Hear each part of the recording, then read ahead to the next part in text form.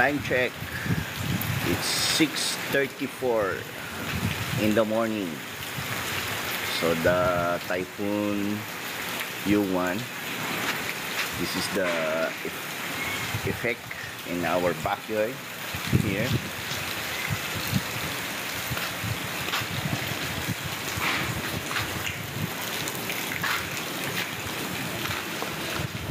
So kahapon nakatayo itong ladder na to. Itinumba po niya ni Typhoon Yuan. So ganun po siya kalakas, no? Yan. So ito, naka-weld lahat yan, naka-welding dito. Pero kita niyo naman po, oh. Tinanggal niya yung welding dun sa pinagkabitan. Ganun siya kalakas ang bagyo. So ito na natumba na.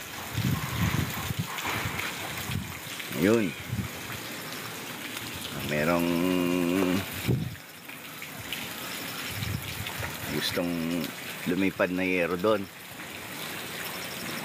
maangat.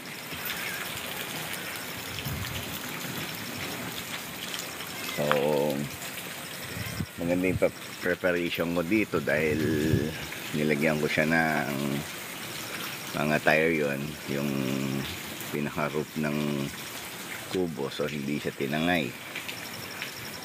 Ayan. So kahapon namutol din kami ng puno para hindi tumumba. So maging magandang ginawa namin. Ayan.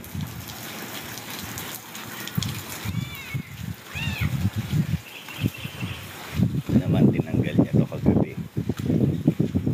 Sinunod ko lang. Dito yan nakalagay. So still ang bagyo ay napakalakas sa mga oras na to.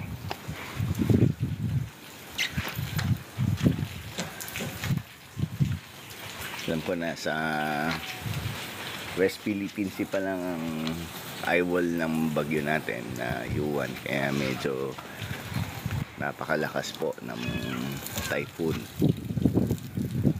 So muli po, keep safe everyone. Ayan, manatili tayo na sa kanya-kanyang mga tahanan. At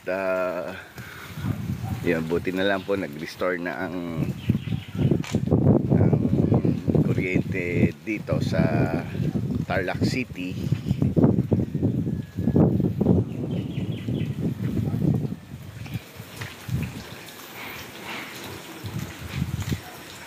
Ayan po, napaka laking abala po ang ginawa sa atin ni Typhoon Yuan.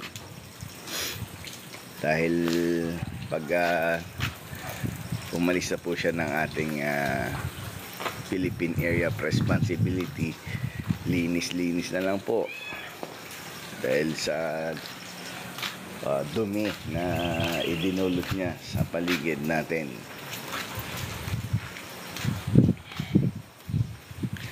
So yan po, medyo ramdam pa din ang epekto ng malakas na bagyo ngayon.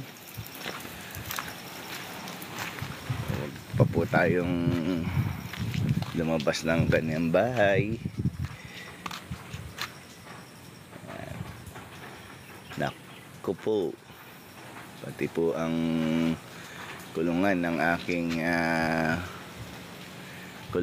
aking mga kalapati ay inilipad po. Ayan, kawawa naman po ang mga kalapati.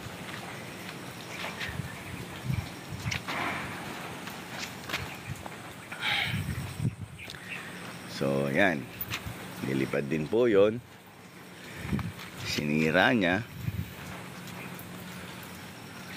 Ay nako po. So mag-iingat po ang lahat. still nasa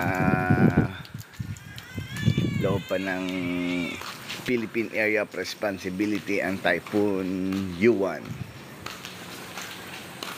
So, God bless you all. Thank you very much sa watch ng aking video na ng epekto ng bagyong Yuan sa aming munting hardin. Yan po.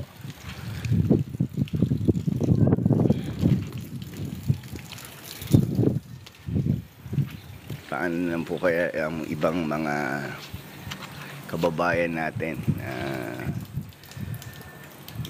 mga nasalanta ng bagyong Yuan?